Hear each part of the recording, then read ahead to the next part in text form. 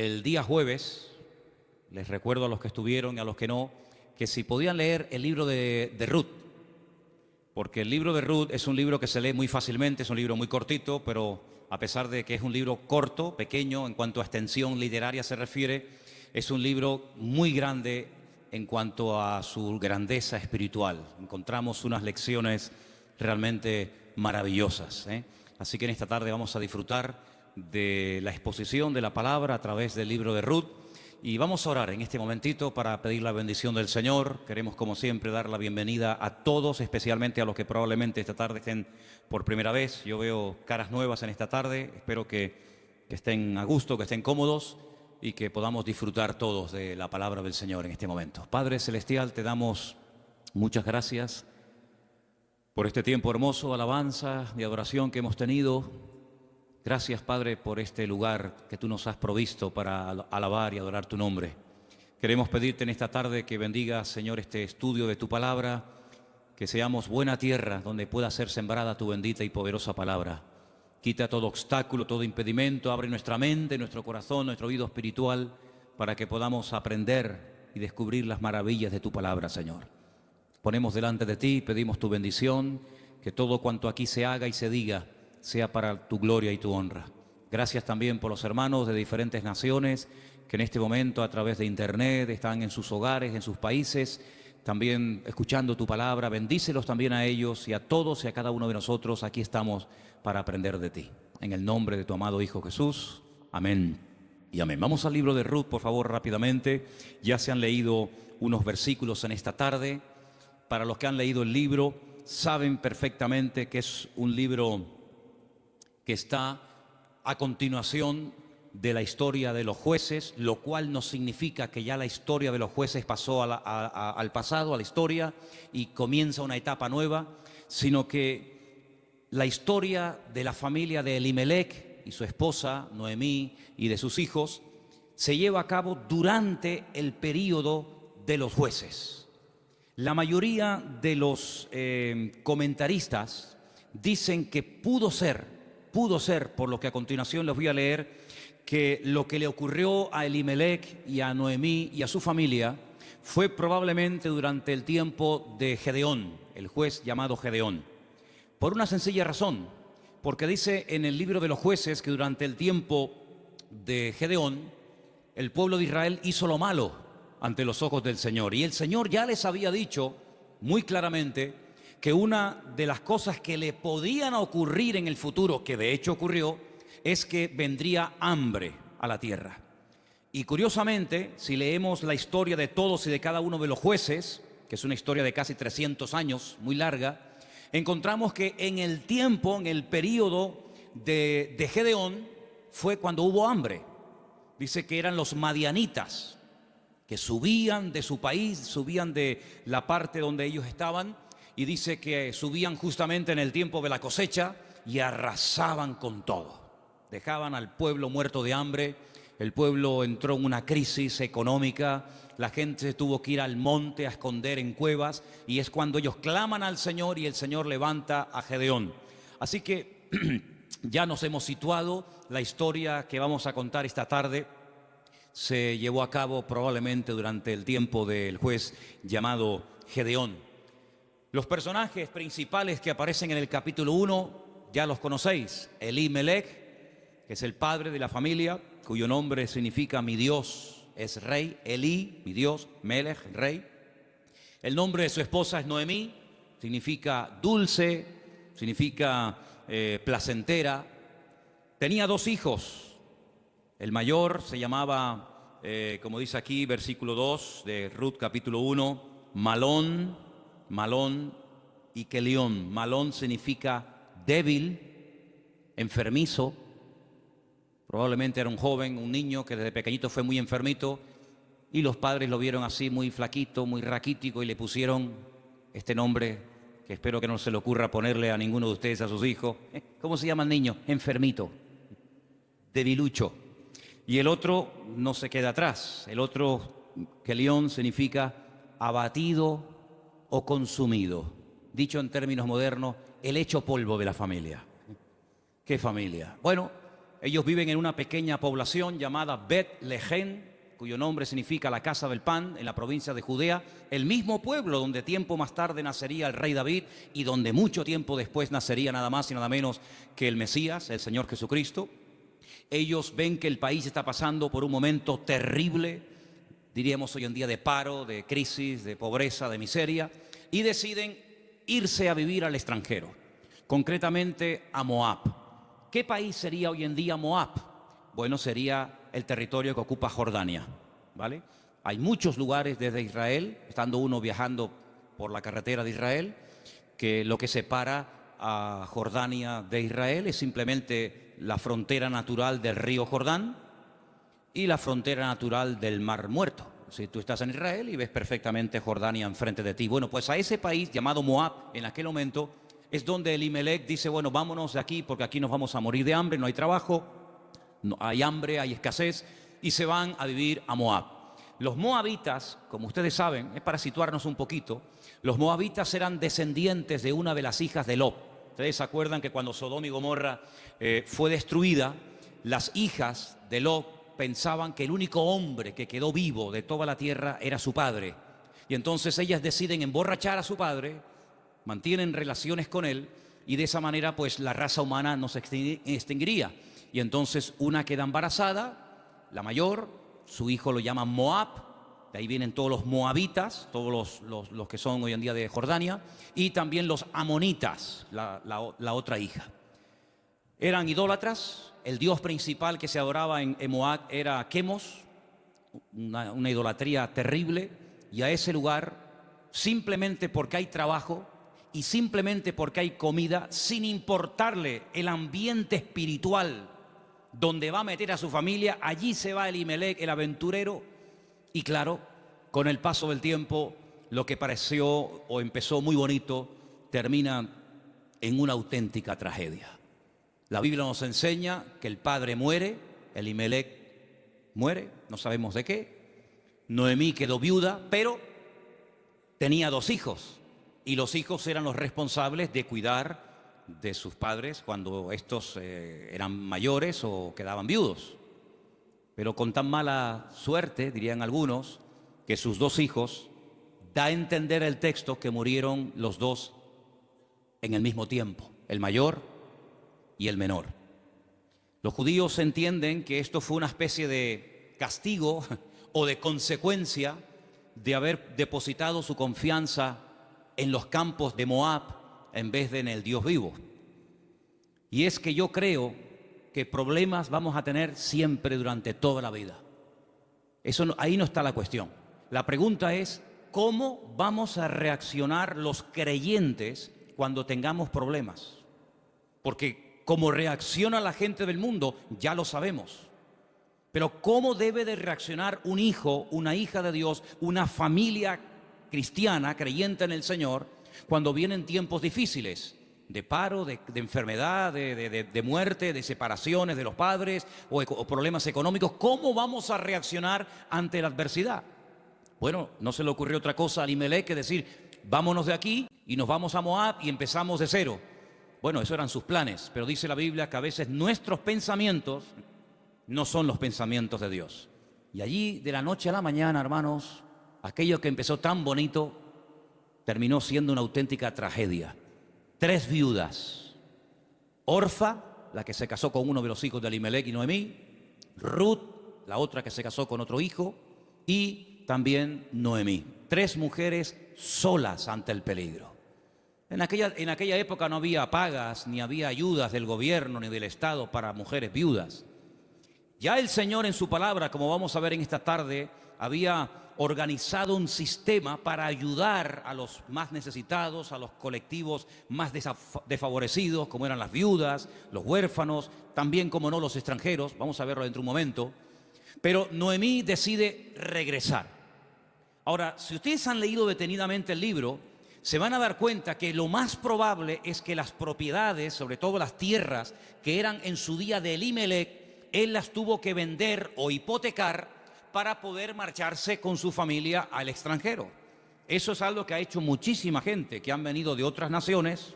Tal vez en esta tarde hay alguien aquí entre nosotros que dice, pues eso es lo que yo he tenido que hacer.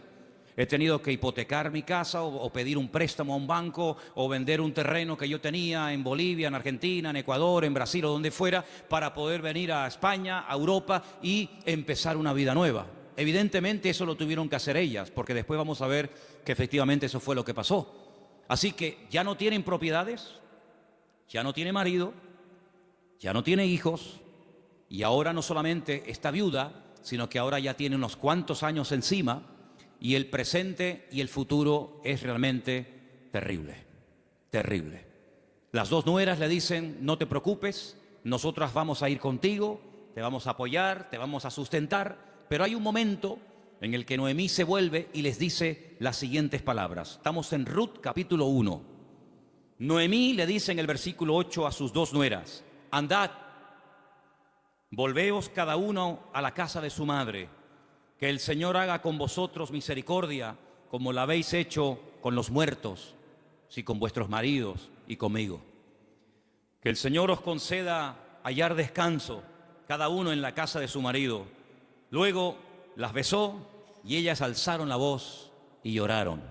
Realmente la tristeza, el desánimo, la depresión, la angustia, el miedo se había apoderado de estas tres pobres mujeres.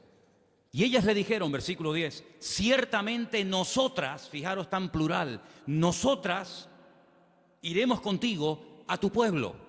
Verso 11, Noemí les respondió y les dijo, volveos, hijas mías, ¿para qué habéis de ir conmigo? ¿Tengo yo más hijos en el vientre que puedan ser vuestros maridos? Volveos, hijas mías, e idos, porque yo ya soy vieja para tener marido. Y aunque dijese, esperanza tengo, y esta noche estuviese con marido, y aún diese a luz hijos, ¿habíais vosotras de esperarlos hasta que fuesen grandes? ¿Habéis de quedaros sin casar por amor a ellos? No, hijas mías, que mayor amargura tengo yo que vosotras, pues la mano del Señor ha salido para mí. Ellas alzaron su voz otra vez, lloraron, y Orfa besó a su suegra, mas Ruth se quedó con ellas. Ay, amigo, ya se produce una ruptura. Ya no son las tres las que están como una piña. Al fin y al cabo las tres tienen un denominador común, son viudas, están solas en la vida. Sino que ahora dice la Biblia que una de ellas, Orfa, cuyo nombre significa terca o testaruda, toma una decisión. Y entonces la decisión que toma es volver a la casa de su familia. Noemí le dijo, y aquí tu cuñada se ha vuelto a tu pueblo y a sus dioses, vuélvete tú tras ella. A mí me llama la atención que la Biblia destaca no solamente el hecho de que ella vuelve a su familia, lo cual en cierto sentido es lógico, ¿verdad? Y normal, sino que añade algo que es muy significativo. Dice, ella se ha vuelto a su casa, a la familia de sus padres y a sus dioses. Yo dije al principio en la introducción que en Moab no se adoraba al Dios de Abraham, de Isaac y de Jacob, no era el Dios vivo al que se adoraba, eran idólatras. Adoraban como Dios principal a Quemos, seguramente a otros más, a Baal, a Astarot, y sabe Dios a quién más. Por lo tanto, cuando ella se va a la casa de su familia, vuelve otra vez a practicar y a adorar los dioses que probablemente, no tenemos 100% de seguridad para asegurar esto, ella había dejado de adorar durante el tiempo que estuvo casada con uno de los hijos de Noemí. Ella vuelve otra vez atrás y vuelve otra vez, permítame la expresión, es una expresión bíblica, vuelve otra vez al vómito. Y a mí me hace recordar la historia de Orfa. No voy a hablar mucho de ella, pero sí quisiera destacar que, ¿saben a quién me recuerda Orfa? Cuando estaba preparando todo esto para el día de hoy compartir con ustedes, me venía a la cabeza el joven rico. ¿Os acordáis de la historia del joven rico? Un chico aparentemente que quería saber la verdad, que quería crecer, que quería respuestas a sus preguntas y a sus dudas. Y cuando el mismísimo Señor Jesucristo le dice, tú has hecho esto y esto y esto y esto, y está muy bien. Pero yo observo, yo noto que a ti te hace falta una cosa en la vida. Y te voy a decir qué es lo que a ti te hace falta. Y se lo dice, y dice que se puso muy triste y dio media vuelta y se marchó. Y ahí acaba la historia del joven rico. A pesar de que el Señor le dijo algo tremendo, ven conmigo. Pero él no estuvo dispuesto a pagar el precio. Viendo Noemí que una de sus nueras se ha vuelto atrás a sus dioses, a su antigua vida, le dice a la otra que le queda, a Ruth, versículo 15, He aquí tu cuñada se ha vuelto a su pueblo y a sus dioses, vuelve tú tras ella. Y ahora viene una de las declaraciones más hermosas de toda la Biblia. Versículos que mucha gente sabe de memoria, porque son una declaración muy profunda de lo convencida que estaba, de lo dispuesta que estaba Ruth de no dar marcha atrás. Los leo, versículos 16 y 17. Ruth le dice: no me ruegues que te deje y me aparte de ti, porque a donde quiera que tú fueres, iré yo. Donde quiera que vivieres, viviré. Tu pueblo será mi pueblo, y tu Dios será mi Dios.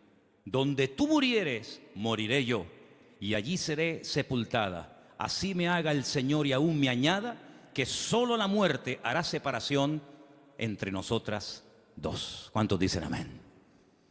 Y allí se van estas dos mujeres. Claro, lógicamente Noemí es mucho más mayor que Ruth, pero allí emprende una aventura rumbo a lo desconocido. Se va Ruth a un país que no conoce, solamente de oídas, donde las costumbres, la religión, por decirlo de alguna manera, las leyes son completamente diferentes a la cultura, al país en el cual ella ha vivido durante toda su vida.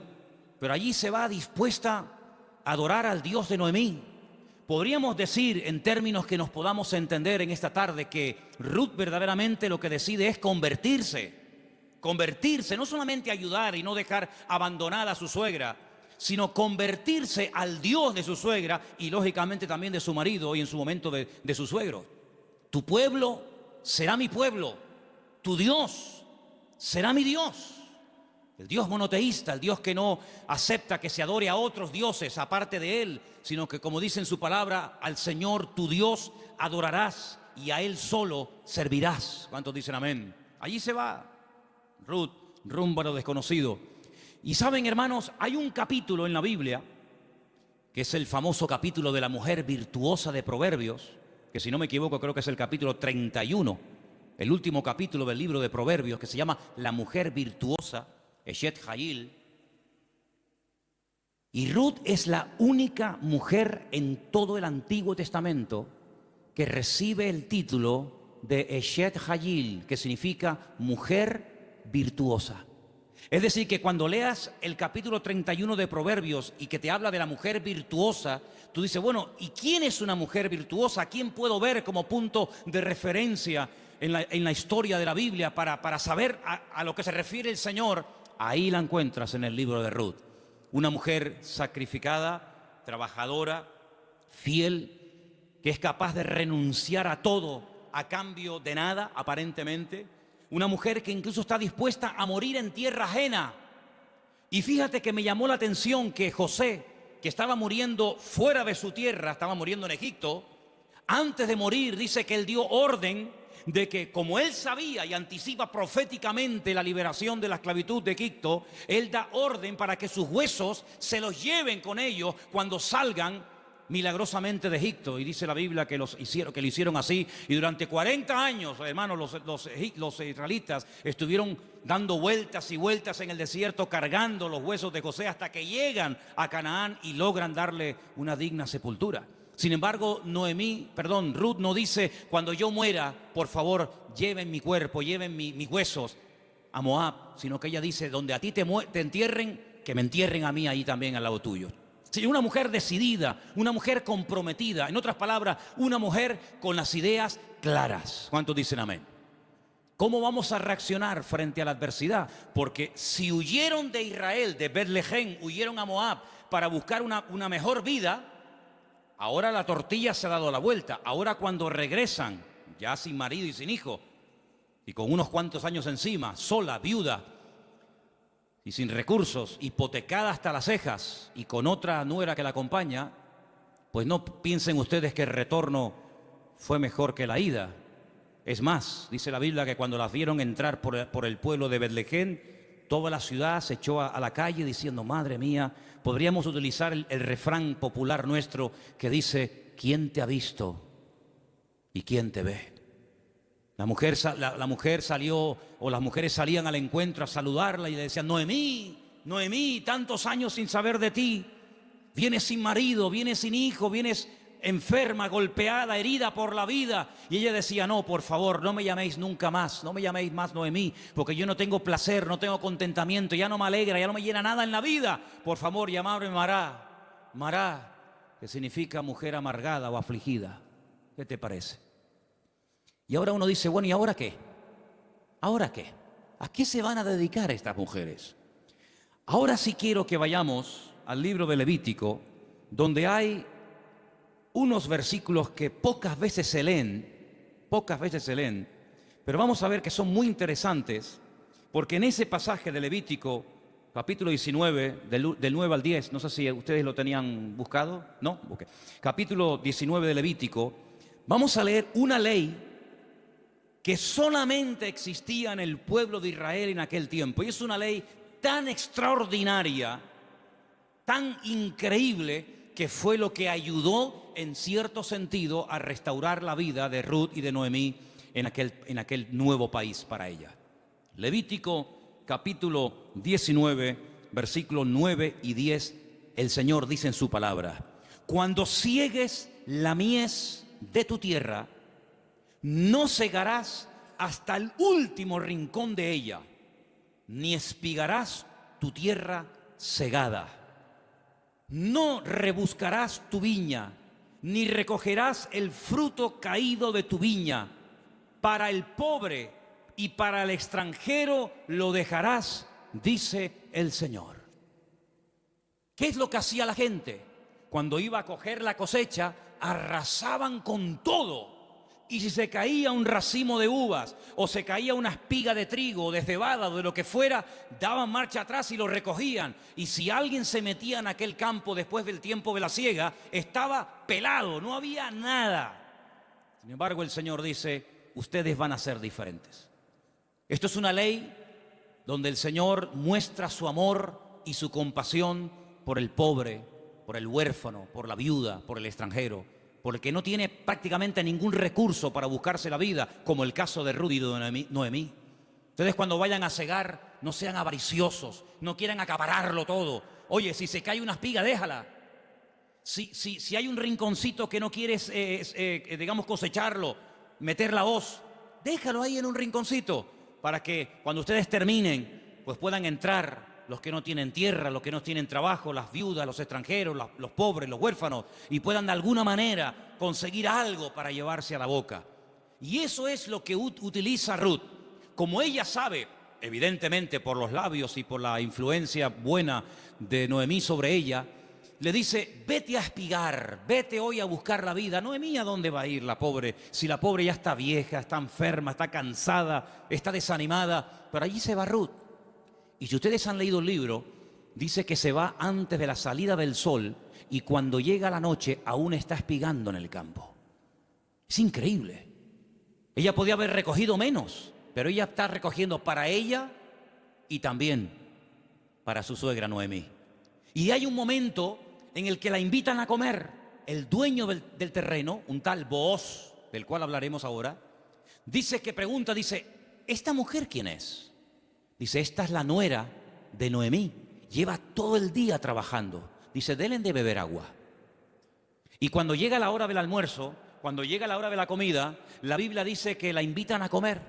Y ella dice que comió hasta saciarse, pero hay un momento en el que le sobra comida y en vez de tirarla a la basura, como la mayoría de la gente hace cuando le sobra comida, dice que ella la guarda. Y cuando llega a la noche a la casa de Noemí, dice que le enseña un efa. Un efa son 35 kilos, en este caso de cebada. Y dice, mira, esto es lo que yo hoy he espigado, después lo he tenido que desgranar para hacer la harina. Y no solamente eso, sino que te traigo la comida que me sobró al mediodía, te la traigo para que tú comas. Cuando le pregunta a la suegra, ¿en qué campo tú has estado hoy? ¿Dónde has trabajado? Y le dice, he trabajado en el campo de un tal Booz y me ha tratado muy bien. Le ha dado orden a sus criados, a los jornaleros, de que no se metan conmigo, de que no se rían de mí, de que me traten bien, de que no me hagan pasar vergüenza. Y le dice Noemí, pues si en ese lugar te ha ido bien, sigue ahí. Eso me llama mucho la atención. Dice, no cambies de campo. Si en un sitio te ha ido bien, ¿para qué ir a otro sitio? Ayer estábamos en el sur y hablando con un señor venezolano que ha montado un negocio, me dijo una frase que yo en mi vida había oído y nos gustó mucho y nos impactó.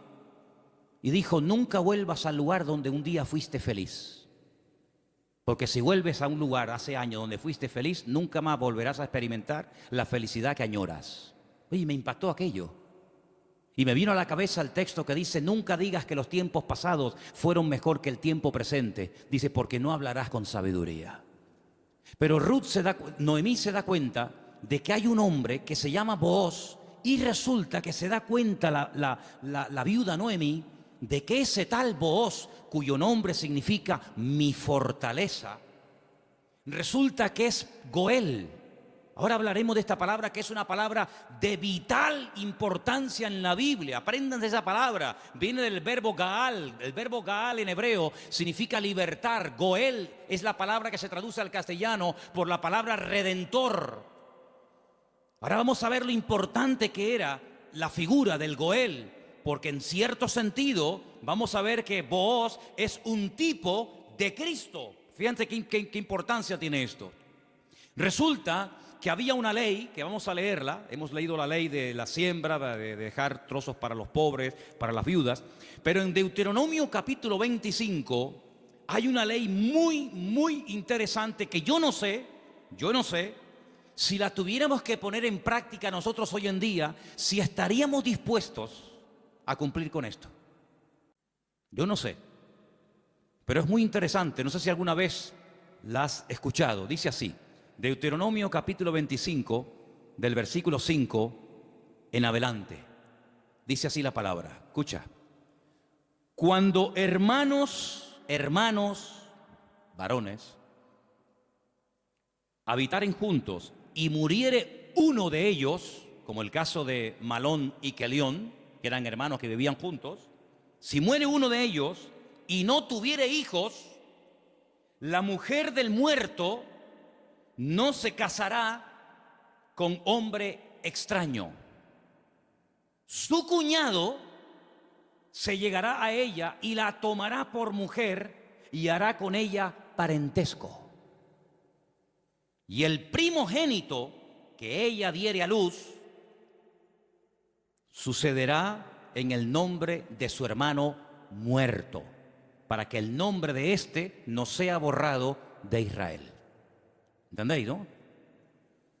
Si el hombre no quisiere tomar a su cuñada, irá entonces su cuñada a la puerta, a los ancianos, y dirá, mi cuñado no quiere suscitar nombre en Israel a su hermano, y no quiere emparentar conmigo.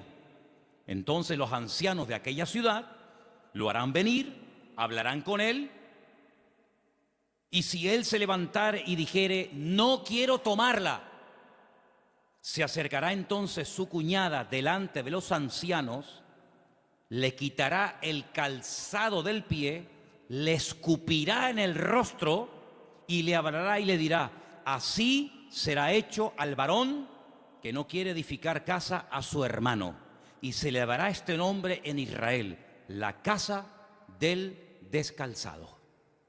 Qué ley tan extraña, ¿no? Dos hermanos y uno de ellos muere sin haber tenido hijos, y para que no se olvide o para que no se quede su nombre borrado en la historia, el hermano vivo, que es el Goel, el redentor, tenía que casarse con la viuda, y el primer hijo que naciera de esa relación es como si fuera hijo del hermano difunto, para que de esa manera se perpetuara su nombre y para que de esa manera las herencias y las tierras no se diluyeran en el espacio y en el tiempo. Y esto es lo que le ocurre a Ruth. Ruth resulta que se casó con un judío, con un hombre de Belén de Judea, pero ella no tuvo hijos con él. Su hermano, es decir, su cuñado, también murió. Por lo tanto, no hay posibilidad de redimirla. Pero cuando llegan a Israel, la familia de Elimelech, la familia de su marido, pues siguen viviendo allí. Y hay un pariente cercano al cual Booz le dice, oye, a ti te corresponde el derecho de casarte con Ruth. A ti te corresponde el derecho de pagar todas las deudas de Ruth. A ti te corresponde recuperar el patrimonio y las tierras que en su tiempo tuvieron que venderse para que esta familia tuviera que irse al extranjero. Es decir, te haces cargo de la tierra, te haces cargo de las deudas y te haces cargo de la viuda. Y este dice, de eso nada. De eso nada.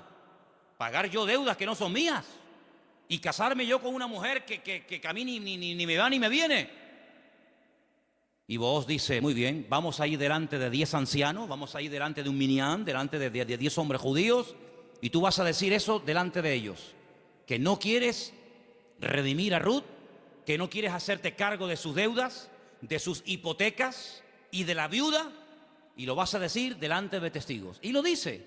Y entonces es cuando entra en escena Booz y le dice a Ruth, hija, tú no te preocupes. Ahora, la diferencia de edad de Ruth y de Booz tenía que ser inmensa. Algunos comentaristas dicen que ese pariente que rehusó casarse con Ruth probablemente era un hermano de su suegro, de Elimelech. Y algunos comentaristas también he oído que opinan que Booz puede ser que también estuviera emparentado con su suegro, de tal manera que ya era un señor mayor, una persona ya de cierta edad, había una diferencia de edad tremenda. Pero él asume la responsabilidad, no solamente de casarse con la viuda, sino de pagar la hipoteca y las deudas que la familia dejó y que hay que volver a recuperar las tierras. Lógicamente todo eso costaba dinero. Solamente había dos posibilidades de que en Israel una persona que se desprendiera de patrimonio pudiera volver a recuperarlo. Solamente había dos formas. Una, que llegara el año de jubileo. ¿El año de jubileo qué era? Era una celebración, una fiesta que se llevaba a cabo cada 50 años. A los 50 años las deudas quedaban anuladas. De ahí viene una parte del famoso Padre Nuestro. Padre Nuestro, perdona nuestras deudas como nosotros también perdonamos a nuestros deudores. Está inspirado un poco en el año de jubileo. Los que eran esclavos se les daba la libertad. Si alguno no quisiera, había todo un proceso para poder volver a retenerlo. Y si alguien había tenido que vender por cuestiones económicas, por necesidad, una propiedad, un terreno, cuando llegaba el año de jubileo, repito, cada 50 años, bueno, todo volvía otra vez a sus dueños originales. ¿Para qué esta ley? Para recordarle al pueblo de Israel que la usura, el querer cada vez tener más y más y más y más y más, a cambio de las desgracias ajenas, eso no se podía dar en el pueblo de Israel. Cada 50 años se empezaba de cero. Nadie le debe nada a nadie. Los ricos no iban a ser cada vez más ricos y los pobres cada vez iban a ser más pobres. De esa manera era una ley justa, una ley donde se le daba oportunidad al que se había endeudado y jamás iba a poder pagar las deudas. Fíjate qué terrible la ley de los desahucios en España. 600.000 familias, 600.000 familias, multiplica por 3 o 4 miembros cada familia, estamos hablando ya de millones de personas, tuvieron que dejar la casa que no podían pagar, los padres en algunos trancarle la nómina y un alto porcentaje se lo quitó, es decir, un sistema faraónico donde te ofrecían todo los bancos a cambio de nada y te llamaban y te ofrecían todo llamándote a tu casa y una vez que te tienen en su territorio te aprieta el nudo, amigo, y de aquí no sales nunca. El sistema del faraón en los tiempos modernos. En vez de faraón, llámalo como quieras. Sin embargo, Dios en su palabra jamás iba a permitir que su pueblo cada vez fuera de mal en peor, endeudándose de tal manera que al final era imposible hacer frente a semejantes deudas. Y una cosa también muy importante, aunque no es el tema a tratar, entre hermanos no se podían dar préstamos con intereses. Ustedes saben que hay personas que están pagando muchos años y todavía la deuda no se ha pagado. Lo que están pagando es simplemente parte de los intereses, porque son tan elevados que por una regla de 3, cuanto más pagas, más debes. ¿Cómo se come eso, hermano? Así que la única forma de recuperar una tierra que se había vendido era llegar al año de jubileo. Pero ¿quién le aseguraba al que había vendido una propiedad, ponte que tuviera 40 o 50 años, que iba a durar otros 50 años para recuperar la tierra? Era prácticamente imposible, impensable. Pero luego había otra forma. Era otra forma. Pero claro, ahí había que tener mucho amor y mucha compasión. Y era decir, no es mi deuda, entre comillas, no es mi problema, pero yo voy a redimirte, yo voy a ser tu Goel, yo voy a asumir cuánto debes. Pues mira, tuve que vender la casa, tuve que hipotecarla, tuve que vender el terreno, tuve que hipotecar los animales. En algunos casos tuve que vender a mis hijos como esclavos a trabajar a jornal durante un tiempo. Yo me hago cargo de todas tus deudas y encima me caso contigo, levantamos descendencia y empezamos una vida nueva. ¿Cuánto dicen amén? Bueno, hermano, eso fue lo que hizo el Señor Jesucristo por todos y cada uno de nosotros, ¿sí o no? Cuando vinimos al Señor, la inmensa mayoría de los que estamos aquí y muchos de nosotros, ¿cómo vinimos al Señor? ¿En nuestro mejor momento? Yo pienso que la mayoría de los que nos hemos convertido al Señor, cuando vinimos a los pies de Cristo, vinimos en nuestro peor momento. Algunos desanimados, otros enfermos, otros enganchados, otros esclavos de no sé qué y de no sé cuánto. Pero el Señor Jesucristo dijo, a ver, ustedes tienen una deuda tremenda. Y una deuda no con un banco, no con una financiera. Ustedes tienen una deuda conmigo. Y es una deuda que no se puede pagar con trabajo, ni con dinero, ni con lágrimas, ni con sudor. Es una deuda que solamente se puede pagar con sangre. Pero no cualquier sangre, sino con la sangre preciosa de Jesucristo. Y vuestra miseria, vuestra hipoteca, vuestra crisis material y espiritual, yo me hago cargo de ella. Y yo os compro a precio de sangre. Y por eso podemos leer en Primera de Pedro unos versículos tremendos, donde basados en la ley del Goel, el que redimía al que estaba destruido, Pedro dice, tenéis que saber, hermanos queridos, Primera de Pedro 1:18, que habéis sido rescatados. Eso fue lo que hizo Booz por Ruth, rescatarla, redimirla. Vosotros fuisteis rescatados de vuestra vana manera de vivir, la cual recibisteis de vuestros padres, no con cosas corruptibles como oro o con plata, sino con la sangre preciosa de Cristo, como de un cordero sin mancha y sin contaminación, ya destinado desde antes de la fundación del mundo. Cristo, antes de que existiera Adán y Eva, antes de que existiera el jardín del Edén, Él sabía que un día iba a venir a este mundo a morir en la cruz por los pecadores. Desde antes de que el mundo existiera, ya Él sabía que su destino iba a ser ese.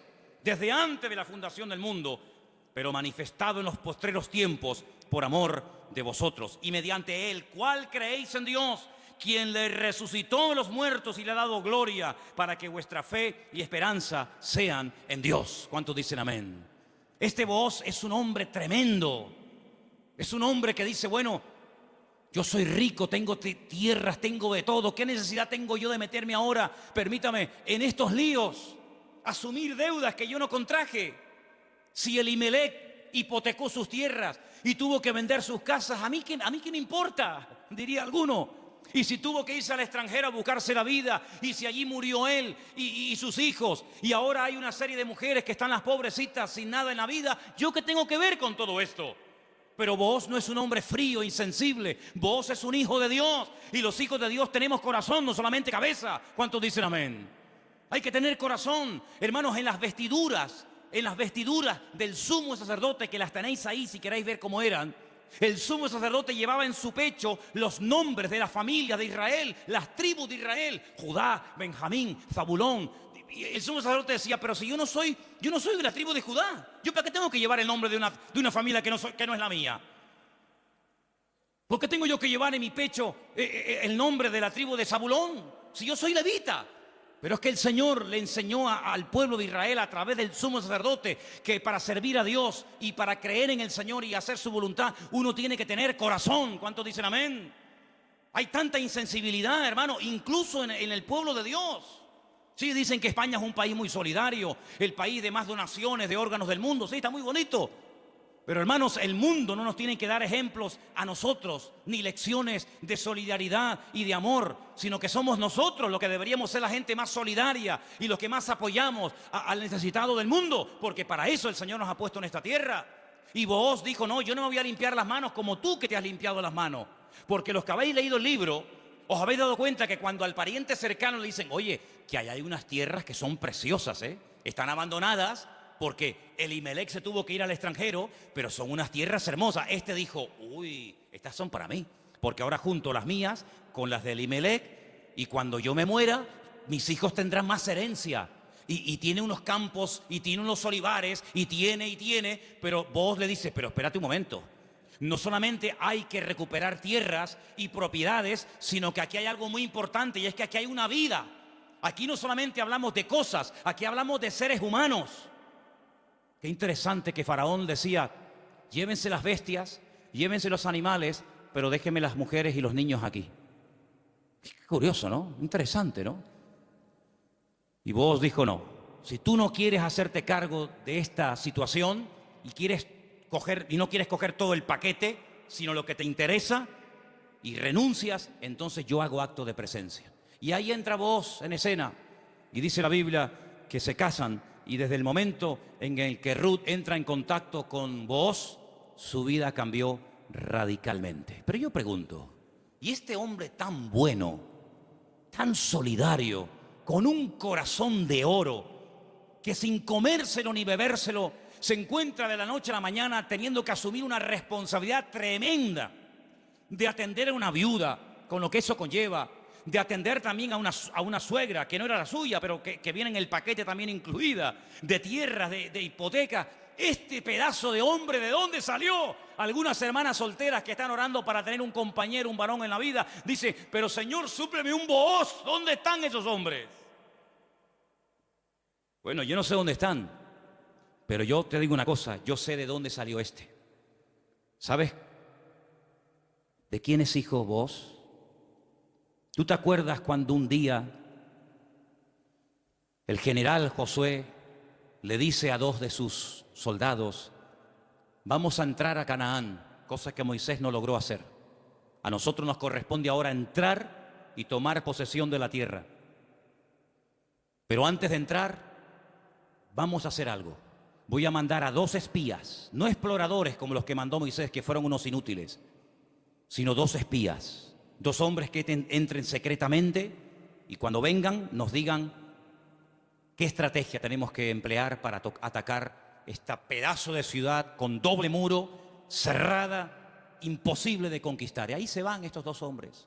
Y van y se quedan en una casa de prostitución.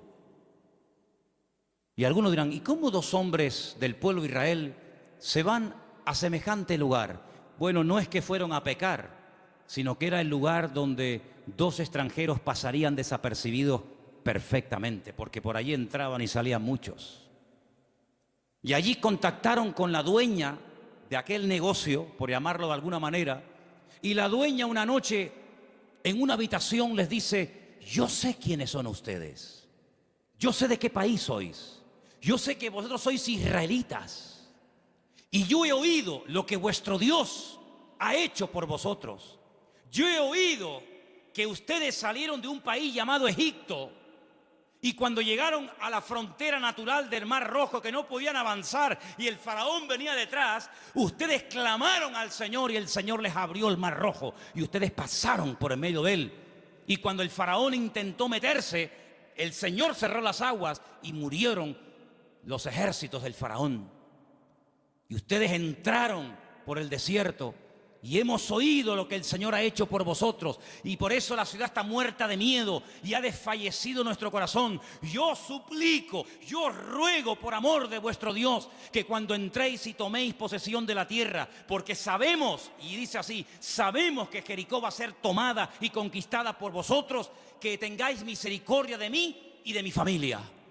Y estos hombres se quedan sorprendidos porque esta mujer está contando las noticias de hace 40 años. ¿Tú te acuerdas de lo que leíste en el periódico hace 40 años? Bueno, algunos dirán, pero si yo no tengo más que 25. ¿Pero alguien se acuerda aquí de lo que leyó en un periódico hace 40 años? Ella lo tenía fresco en su mente. Vienen a por nosotros, nuestros días están contados. Esta tierra no nos pertenece. Vienen los hijos de Dios, viene el Dios de Abraham, de Isaac y de Jacob. Tengo que tomar medidas preventivas, tengo que salvar mi vida y la de mi familia. Y los espías le dicen, vamos a hacer algo. si tú no te chivas, si tú no dices que hemos estado aquí, si tú no vas ahora con el cuento al capitán de la guardia o al rey de Jericó, sino que tú mantienes el secreto, y el día que nosotros entremos en la ciudad, tú estás dentro de la casa con toda la familia que quiere ser salva, nosotros te protegeremos a ti y a toda tu familia. Y como va a ser esto algo tremendo, porque aquí va a haber una conmoción, un terremoto, esto va a ser un cataclismo terrible, y una ciudad tan enorme, para saber diferenciarla de tantas casas, coge este trapo de color rojo, lo amarras ahí por fuera de la ventana. Yo le diré a los soldados cuando entren a tomar posesión de Jericó, que donde hay un trapo rojo colgado ahí en la ventana, ahí no entren, que esa es la casa de Rahab la ramera. Y dice la Biblia que ella vivía entre un trozo del muro y el otro, entre muro y muro. Toda la ciudad cayó. No cayeron los muros de Jericó, hermano, ¿sí o no? Cayeron los muros de Jericó, pero la casa de Rahab no cayó. Pero no estaba en el muro. Pero el que confía en el Señor verá cómo caen a su lado 1000 y 10.000 a su... Mas a ti no llegará, dice la Biblia. Toda la ciudad cayó, hermano, como añicos. Pero la casa de Rahab se quedó ahí. Y ella se va a vivir con su familia al pueblo de Israel. Y se casa, dice la tradición, con uno de aquellos espías que se llamaba Salmón. No es que se casó con un pescado. Se casó con un señor que se llamaba Salmón. Y queda embarazada. Y cuando da luz, nace nada más y nada menos que un hijo que le pusieron Booz.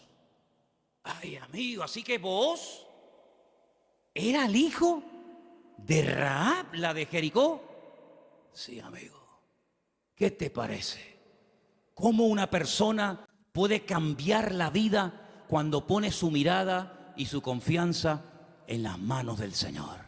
De ser una mujer como era en Jericó, a lo que llegó a ser cuando lees el árbol genealógico, los antepasados de Cristo, en Mateo capítulo 1, te encuentras que en el árbol genealógico de nuestro Señor Jesucristo aparece nada más y nada menos que Rahab, aquella mujer salvada milagrosamente de la destrucción de la ciudad de Jericó.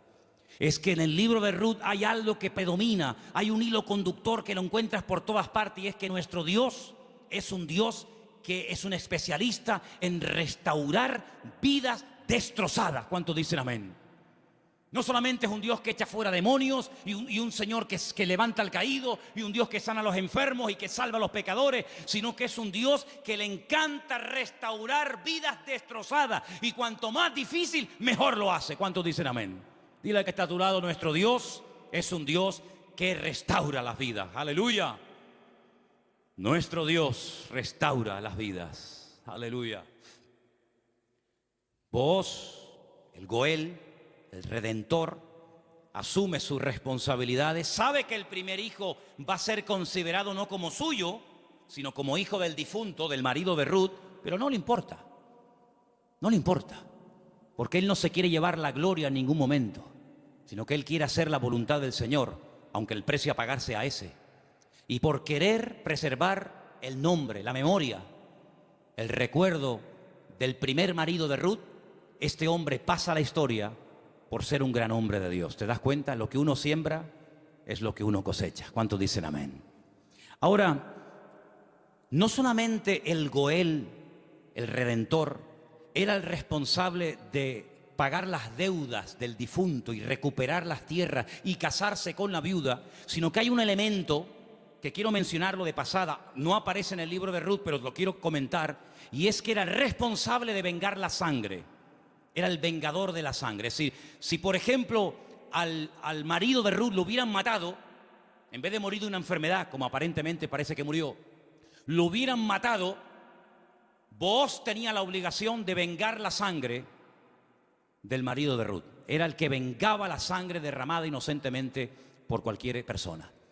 Pero eso no lo quiero tocar, pero también entra dentro de la responsabilidad del Goel.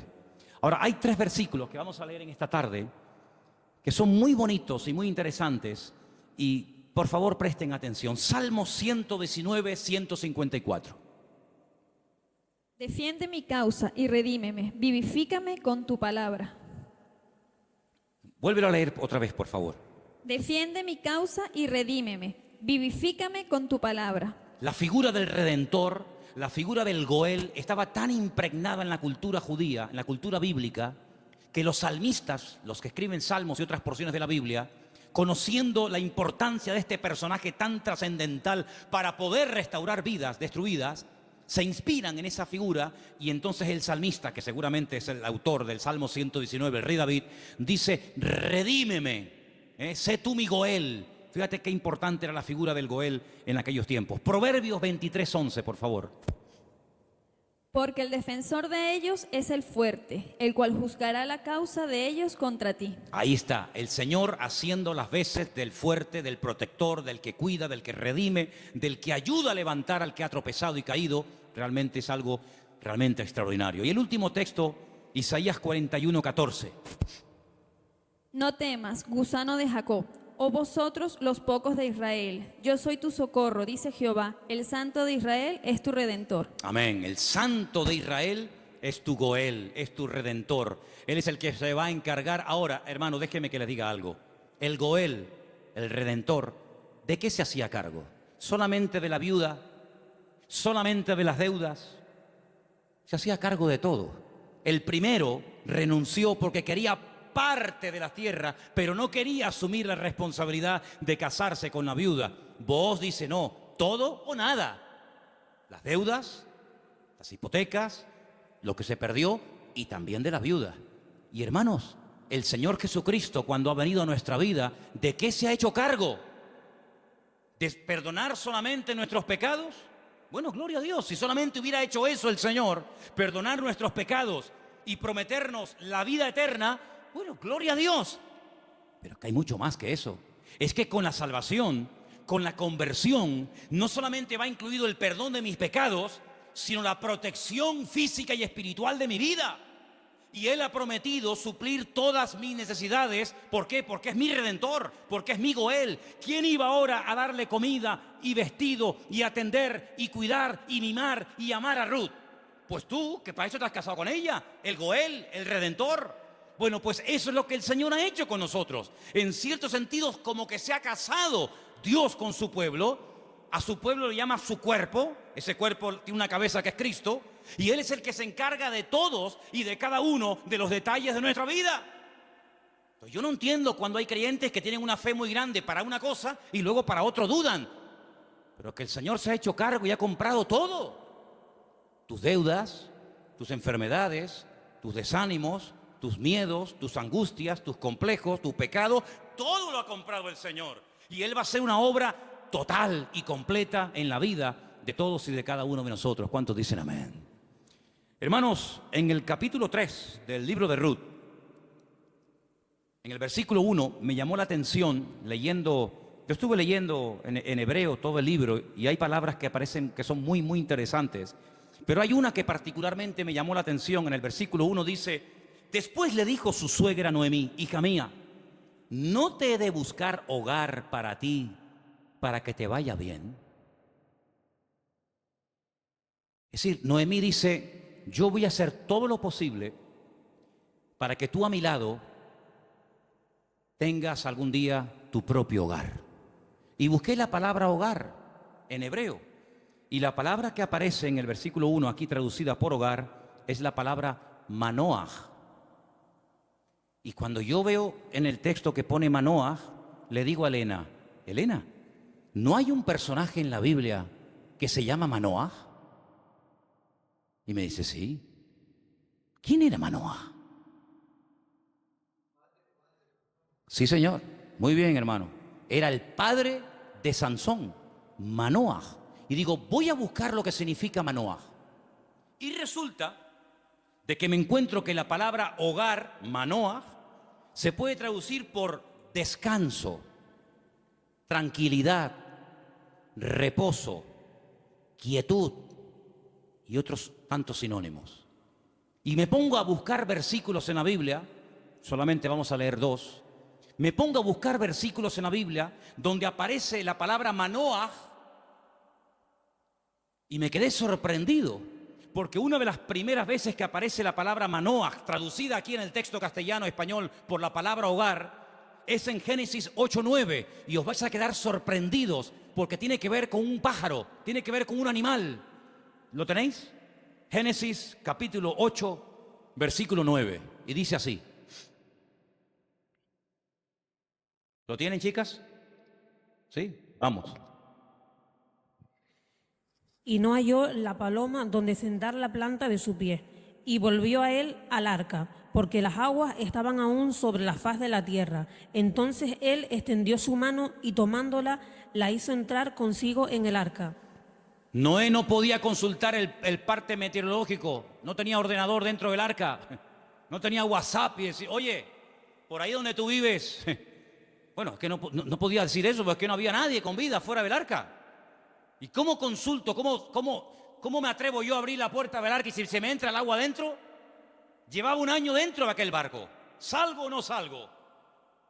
Es que antes de salir hay que tomar medidas preventivas. No te tires a la piscina si no hay agua. No, hermano, eso es fe. No, eso es locura. Eso no es fe. Usted va a la piscina y está vacía. Pues, hermano, el justo por la fe vivirá. Y yo le diría, descanse en paz, hermano. ¡Pum! Ahí se quedó el hermano. Uy, le falló la fe. No, le falló la cabeza. Eso no es fe. Eso es un disparate. La fe no es locura. La fe es certeza. Es convicción. No es disparate, ni locura, ni emoción, ni sentimiento. Es seguridad de que lo que voy a hacer, mi Dios me ha dicho que lo haga. Ahora, una cosa es que el Señor me diga, tírate a la piscina, pero no hay agua. Si tú me lo dices, yo me tiro. Pero si tú no me lo dices, yo no me tiro ni loco. ¿Cuántos dicen amén? Muy bien. Noé dice, la única forma de comprobar es mandando una paloma. Y dice que abrió la ventana, la única ventana que había en el arca, suelta la paloma, y dice que la paloma no halló lugar donde reposar. Claro, estaba todo anegado en agua. Todavía no había bajado el nivel de las aguas. Y ahí aparece la palabra Manoah. No había reposo. No había un lugar donde poder decir, bueno, aquí me quedo y aquí crío mis polluelos y aquí me hago mi palomar y no sé qué, no sé cuánto. No había. ¿Por qué? Porque las circunstancias todavía no estaban preparadas para salir del arca. Y otro versículo muy conocido, que ustedes se lo saben de memoria, donde aparece la palabra Manoah, es en el Salmo 23, versículo 2. Veamos si queréis el 1 y el 2. Salmo 23, 1 y 2, que se lo saben de memoria, ¿sí o no? Que dice, vamos, dale. Jehová es mi pastor, nada me faltará. En lugares de delicados pastos me hará descansar. Junto a aguas de reposo me pastoreará. Junto a aguas de reposo, allí donde hay calma, donde hay quietud, allí me pastoreará el Señor. Una de las características del Señor es que lo que hace el Señor trae al corazón reposo, tranquilidad, paz. ¿Cuántos dicen amén? Donde hay paz está el Señor. Donde no hay paz, dudo mucho de que el Señor esté. El apóstol Pablo le decía a los corintios, lo que yo les he enseñado es para poner orden en la iglesia, porque esto me lo dijo el Señor que compartiera. Porque en nuestras iglesias lo que caracteriza a nuestras congregaciones es el orden. Pero si alguien quiere ser contencioso, allá él. Por lo tanto, hermanos, lo que Noemí le está diciendo a su nuera, Ruth, es que el anhelo de su corazón es que Ruth logre tener algún día un reposo, que logre tener un sitio de tranquilidad donde sea feliz. Y por eso se traduce por la palabra hogar. Y yo pregunto una cosa, ¿y tu hogar cómo está esta noche? ¿Tu hogar es un lugar de reposo? ¿Tu hogar es un lugar de calma y de quietud y de paz? Porque si no lo es, la culpa no la tiene Pedro Sánchez, que dimitió ayer. ¿O también se la vamos a echar a él? La culpa no es de la izquierda ni de la derecha. Cuando no hay shalom bay, como dicen los judíos, cuando no hay paz en el hogar, ¿quién tiene la culpa? La cabeza. Así que la responsabilidad principal del hombre en el hogar es traer paz al hogar. Y si no la hay, ya sabes lo que tienes que hacer. Entra en tu aposento y tu Padre que te ve en lo secreto te recompensará en público. Si no tienes recompensa en público, es porque hace mucho tiempo que no estás en lo secreto, en lo escondido con Dios. ¿Cómo reaccionamos ante la adversidad? Es el título del mensaje de hoy. ¿Cómo reaccionamos cuando algo va mal? Siempre tenemos la tendencia de echarle la culpa a algo o a alguien. Si no es el pastor, es la mujer del pastor. Si no es la derecha, es la izquierda. Si no es el frío, es el calor. Si no es el que se fue, es el que se quedó. Siempre buscamos un chivo expiatorio al que echarle la culpa. Noemí, hay un momento cuando ella regresa del extranjero que le dice a la población de Betlehem: no me llaméis Noemí, porque la mano del Señor se ha vuelto contra mí. La mano del Señor no está contra ninguno de sus hijos. Simplemente que hay un trato, hay circunstancias, hay situaciones en la vida por las cuales tendremos que pasar, nos guste o no, pero no tenemos que tener ningún temor, porque lo que permita el Señor en nuestra vida, todo absolutamente está bajo la mano y el control de nuestro Dios. ¿Cuántos dicen amén? Y eso fue lo que consiguió Ruth, un hogar de paz, de quietud y de calma. Y quiero terminar leyendo unos versículos del libro de Ruth, capítulo 4, versículo 11, que fue la bendición que pronunciaron, la bendición que le dieron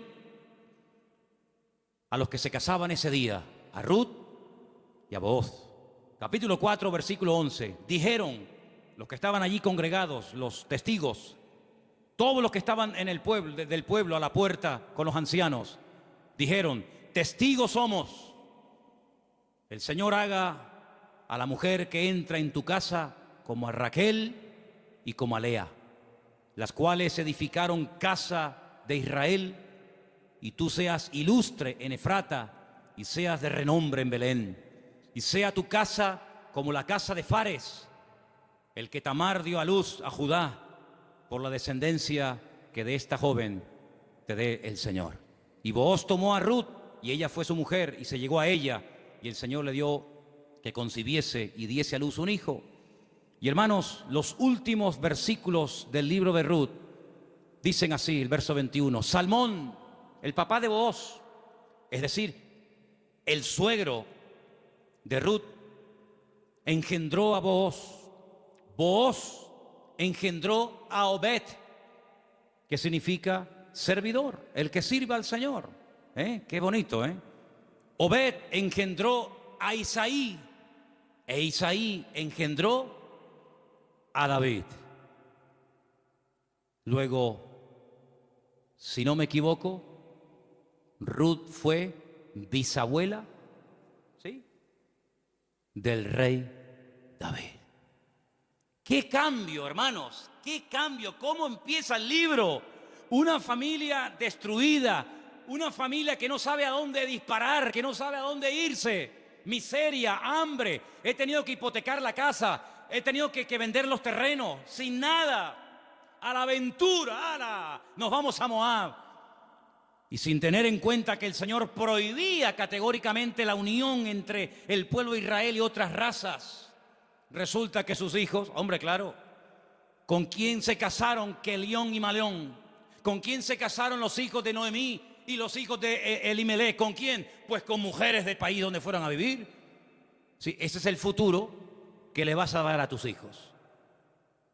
Si con la cosa de darle un mejor futuro material, has traído la ruina espiritual a tu casa.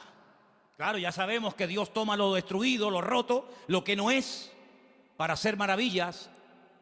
Pero ¿para qué te vas tú a Moab? ¿Te vas a meter en la boca del lobo? No, es que ya hay trabajo. ¿Y tus hijos? ¿De quién se van a enamorar? ¿Con quién se van a casar? Con mujeres idólatras. La primera responsabilidad de un padre en una casa con sus hijos, más que darle estudios y una buena carrera, es darle un futuro espiritual a sus hijos. Y Moab, dicho sea de paso, no era el mejor lugar para llevar a una familia a vivir. Prueba de ello que mira cómo terminaron. Muertos todos. Todos terminaron muertos, del padre hasta el hijo mayor y hasta el hijo menor. Gloria a Dios que por ahí aparece la misericordia del Señor y que a través de Booz la familia vuelve a remontar vuelo y vuelve a recuperar el ánimo y la esperanza. Pero hermanos, no es tiempo de experimentos. No es tiempo de será por aquí, será por allá, será esto. Vamos a descubrir los principios establecidos por el Señor en su palabra. La vida de un cristiano no es un laboratorio donde hacemos experimentos. Será esta, será aquella, será fulano, será mengano. Vamos a orar seriamente al Señor. Encomienda al Señor tu camino. Confía en Él y Él hará. Aleluya. Y no te impacientes por motivo del que prospera en su camino, porque pronto serán cortados y como la hierba verde se secarán, dice la palabra. En otras palabras, aprendamos a esperar en Dios.